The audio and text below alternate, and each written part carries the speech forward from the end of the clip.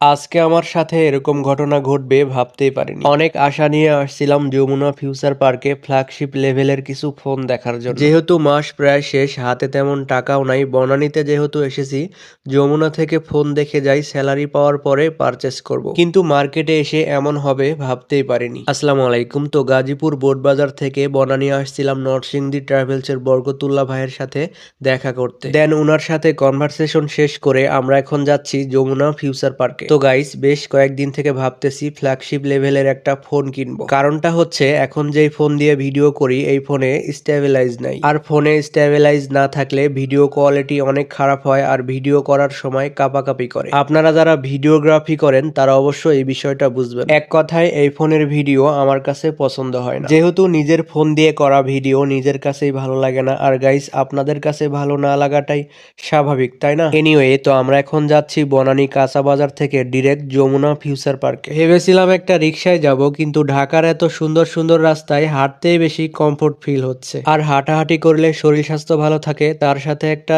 এক্সারসাইজও হয়ে যায়। তো আমরা হাঁটতে হাঁটতে ব্যস্ত জায়গাটুকু পার হয়ে এসে পড়লাম। এখন যাচ্ছি কাঁচা বাজার। এখানে কাঁচা বাজার দুইটা আছে, একটা হচ্ছে বনানী কাঁচা বাজার, আবার সামনে আরেকটা কাঁচা বাজার আছে।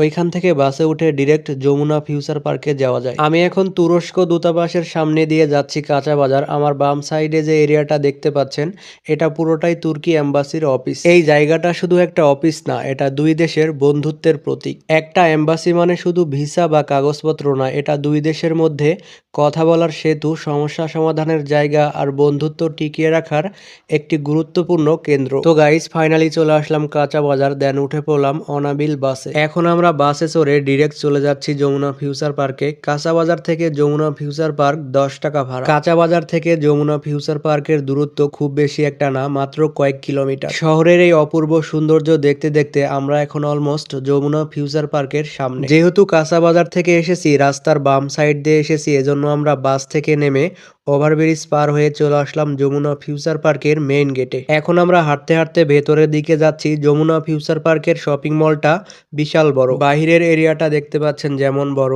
ভেতরের এরিয়াটা আরো বেশি বড়। এর আগে আমি সৌদি আরবে যাওয়ার জন্য তাসির ফিঙ্গার দিতে আসছিলাম, বের হওয়ার সময় রাস্তা খুঁজে পাচ্ছিলাম না। এই শপিং মলে আপনি যদি প্রথমবার আসেন 100% রাস্তা হারিয়ে ফেলবেন। আমি যখন এই শপিং মলের ভেতর সৌদি আরব যাওয়ার জন্য ফিঙ্গার দিতে এসেছিলাম, সবার সাথে ঢুকেছিলাম সিরিয়ালে খুব সহজে, কিন্তু বের হওয়ার সময় রাস্তা খুঁজে পাচ্ছিলাম না। এনিওয়ে, তারপর আমরা মার্কেটের সামনে এসে পড়ি। দেন এক ভাইকে জিজ্ঞেস করি, ভাই ভেতরে ঢোকার রাস্তা কোনটা? তো উনি আমাকে বলল, আজকে মার্কেট সম্ভবত বন্ধ। তো গাইস, কি আর করার, মার্কেট যেহেতু বন্ধ, শুধু শুধু এসে সময় নষ্ট করলাম। তো যাই হোক, যেহেতু এসেই পড়েছি, যমুনা ফিউচার পার্ক এরিয়াটা অনেক সুন্দর। চারপাশে ঘুরে ফিরে ভিডিও করলাম, সাথে অনেকগুলো ফটোশুটও করলাম। এই যে পাশে যমুনা টেলিভিশনের হেড অফিস, এখানেও কিছু ফটোশুট করেছি, সাথে ভিডিওগ্রাফি করেছি। যমুনা ফিউচার পার্ক শুধু একটা শপিং মল না, এটা ঢাকার এক আলাদা অনুভূতির নাম। ব্যস্ত ঢাকার জীবনে যমুনা ফিউচার পার্ক যেন একটু স্বস্তির জায়গা। পরিবার, বন্ধু বান্ধব বা প্রিয় মানুষ,